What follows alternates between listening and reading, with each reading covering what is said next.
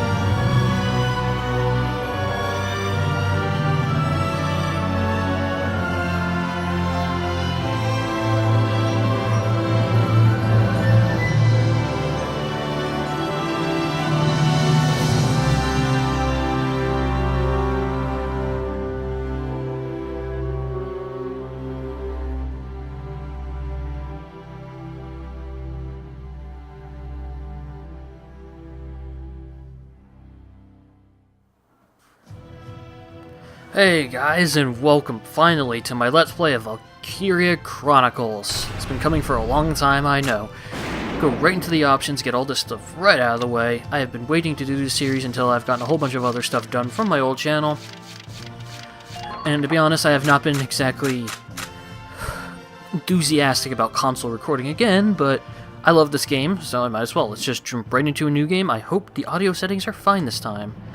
Although for, movies, it's going to be the same anyway, so I'm just going to shut up during the movies because I talk too much. And you can tell this is all a book, which I love. Grab some water while I wait. The year was 1935 EC. Two powers controlled the continent. In the east, the sun rose over the autocratic East European Imperial Alliance, otherwise known as the Empire. In the west, a network of loosely allied democracies formed the Atlantic Federation. Both powers depended on a precious mineral ragnite for their survival, and its growing scarcity led to the inevitable war. Hostilities began in the east when the Empire aggressively crossed their western border. The Atlantic Federation responded, and the Second European War was on.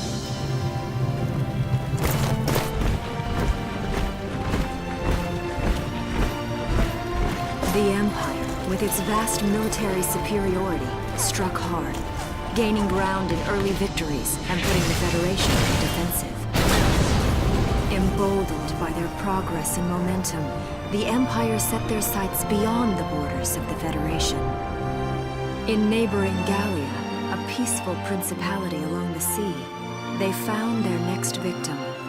Gallia had long maintained its neutrality in the tensions between the two superpowers. But the rich stores of ragnite under the Gallian soil proved too tempting for the Empire. It amassed troops along the eastern border and invaded with all the force of an avalanche. So basically, if you take a look at it, a lot of similarities to World War II, except instead of a war over racism, it was a war over ragnite, which is essentially oil. Gallia to arms. And if you can actually tell, it actually looked a little bit like Europe. That island off to the left, that kind of looked like Great Britain. And even though Gallia is shaped like a horse head, it kind of bears a geographical semblance to Denmark, which is awesome. Anyway, this is like their menu screen. Pressing triangle, you can go to all these. quickly save it. And we are done saving. You can go to the options here. You can see the options: camera, subtitles, language, and background voices. You can go to the title screen from here. You can select tabs, which is useful if you don't feel like going through the tab menu, and chapter select. So there's not a lot here.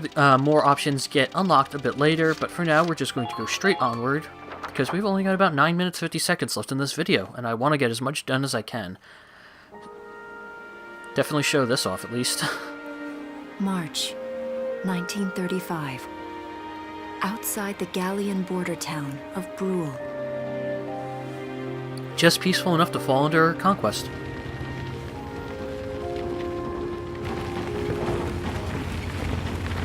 Residents are leaving the town before the invasion, headed inland towards the capital. What I don't get, if this was a sudden invasion, how did they have advance warning of the invasion? I don't get it. And you have a nutbag walking towards the war instead of away from it. I haven't been down this road in years. It really hasn't changed very much. So what happens to small towns, they never change. Although I doubt Kakashi cares about that. I love the voice actor. Already? And this is how you know this is not a next-gen game. Hey The fish- there, guys. The fish do not swim away. You're beautiful. Starting early this year.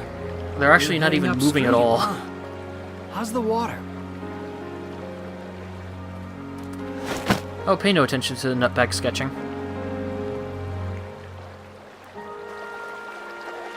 Though they are quite detailed. Now, for a pen that thick, I'm surprised he's able to make that kind of detail. Freeze! Put Oh. your hands in the air. Slowly. You're screwed, Gunther. This lady's got a mean streak to her and you're going to die.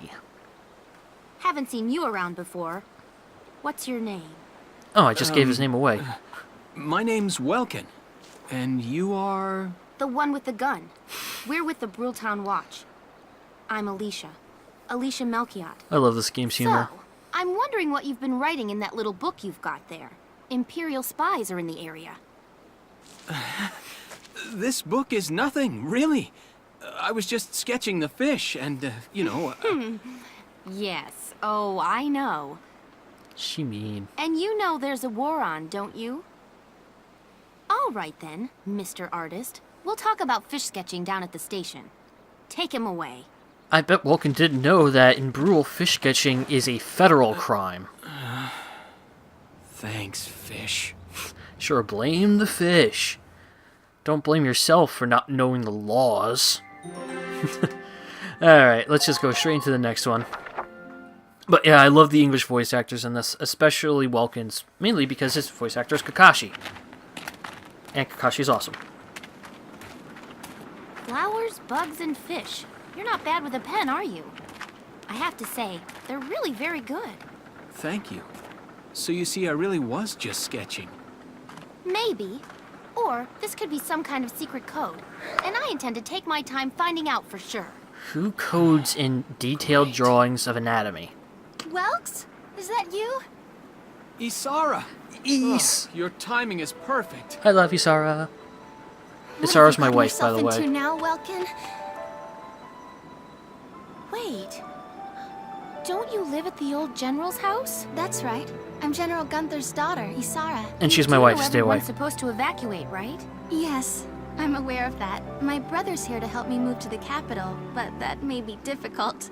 I mean, unless you're willing to let him go, that is. Huh?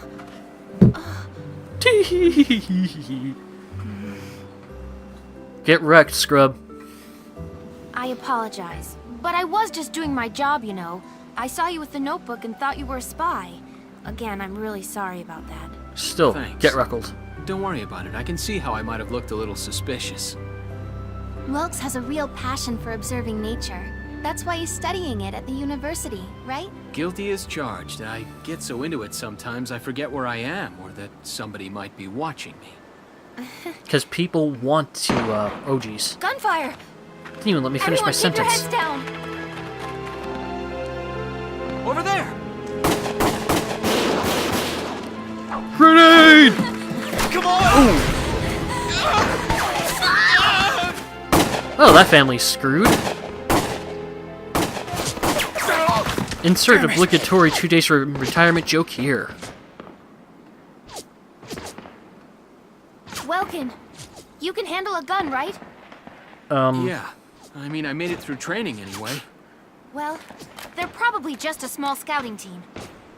We should be able to take them out. I'm with you. I like the detail in the animation where you could see the gun in her hands actually shaking a little bit, meaning her hand was shaking. I love that detail. And this is where it tells you about saving the game. I'm not going to bother, considering I've only got 4 minutes left. Well, 4.5 minutes left. It should be enough time to do this. Get us into our first battle. Which is something I definitely want to do. Hopefully get back to the menu screen as well. Here's the plan. And welcome to the tactical screen. It's not much of a tactical screen, but it'll work. Eliminate Imperial scouts that are approaching Brule. Deploy from there and take out all 3 of them. Just cross the bridge as fast as you can. Objective to eliminate all enemies. Nice and easy. And victory conditions. All enemies defeated. Failure. Welkin or Alicia dies or 20 turns pass. Let's get started.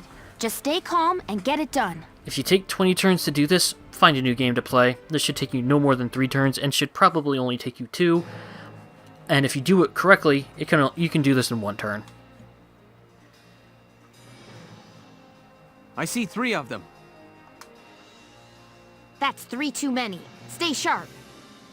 We get to kill some people now. Yay! Listen a second. There's something I should explain. Right in the heat of battle, you explain command points to me. Mapped area, this refers to command points. That's how you move. You use those little shields to move characters. Run out of command points, your phase is over. And you can see we have 3 command points. And you should not move this town watchman, like, whatsoever. You can choose individual units. And you can view their information and their stats by pressing triangle, as you can see. She has a grenade and ragnade. He just has his galleon. But as you can see, Vulcan also has the most HP. They all have the same exact action points, so I'll just use Vulcan for this. Anyway, this basically just explains to you how when you move, you use action points, and when your action points hit 0, you can no longer move, and you have to end your turn or fire on an enemy. And they want you to move toward the sandbags, so you can actually move a little further than that. After you fire, you can still move, and if you use the same character multiple turns, their AP gets cut. So instead of having full action points, like I do have here, the next time I select Vulcan, I'll only have 3/4, and then after that I'll only have a half, and then after that I'll only have 1/4. Anyway, you can get closer to him here to get a clearer shot. You always want to get as close to your enemies as possible unless you're a sniper or you have really good aim.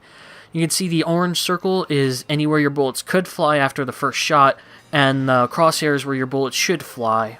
Better aim means the closer you get. The smaller that circle is, and the smaller your crosshairs are. So, as you can see, I hit them all 3 times, but only 2 of them actually hit where I was aiming. You can switch between targets by pressing R1 while you're aiming, and as you can see, you can keep moving, which is awesome. Here it'll tell you about using cover, those sandbags. This is a tutorial I'm trying to get through as quickly as possible. I probably am going to go over 15 minutes here, unfortunately. When you're at cover, you can press X to crouch. Enemies will do significantly less damage to you, and you have a chance of completely evading their actions when you're doing this. So let's go ahead and end his current action. Also, while you're behind cover, your enemy's attacks, if they hit a critical point, will not do full damage to you. Like you see, 2 of the bullets just hit his head. There we are. 2 of the bullets just hit his head, but since he was behind cover, they didn't do full damage at all. I really should stop stuttering while I record. Yes! Anyway, you really should not normally be that aggressive, but the only reason I am is because I know what I'm doing. Also, if you touch an enemy that's on the ground, they will disappear from battle. They cannot be revived. You can, that's really just for something a little bit later. When you actually have squad members, if they get KO'd, if an enemy touches them before you, they confirm the kill, and then you can no longer revive them, and they are no longer available for use. Die, die, die, die, die. Awesome. But if you get to them first, you revive them, and they can be used in future operations, but they're done for that operation, so you want to make sure if someone dies, they die as close to one of your teammates as possible. And our first A rank. You're not really supposed to be A ranking until your second time through through these. Let me stop my timer before it goes off. Anyway, as you can see, there's an enemy leader bonus. Usually, if there can be multiple enemies that have command points attached to them. Killing those enemies not only gives you a better rank and more money and experience, but it also limits the amount of action points the opposing team has. Not action points, command points. Enemy aces are tough enemies that can do additional damage to you as opposed to other enemies. The only thing you get for them is increased money, experience, and their weapons, but apparently there is only one useful ace weapon, so it's useful to just skip them until your second time through, and you get additional experience for taking out tanks. The heavier the tank, the more experience and money you get. So let's go ahead and finish this off, get back to the main menu, save it, and end it off there. And this is the last one. I was hoping to get the entire prologue done in this episode, but too much is happening. But anyway, that's the end of the episode. I hope you guys enjoyed. If you enjoyed it, make sure to hit that like button. Let's try to shoot for 5 with my subscriber count. I hope we can get to that. If not, well, I'll just have to put more effort in next time. If you did like the video, check out my channel for more. And if you really want to see more, make sure to hit that subscribe button. If you're still not convinced, just check out my channel. There's plenty of stuff on there. And I upload daily, or at least I try to. So there should be no lack of content for you guys. So again, one more time, I hope you guys enjoyed it. I'm really happy to have this series start again. And as always, guys, take care.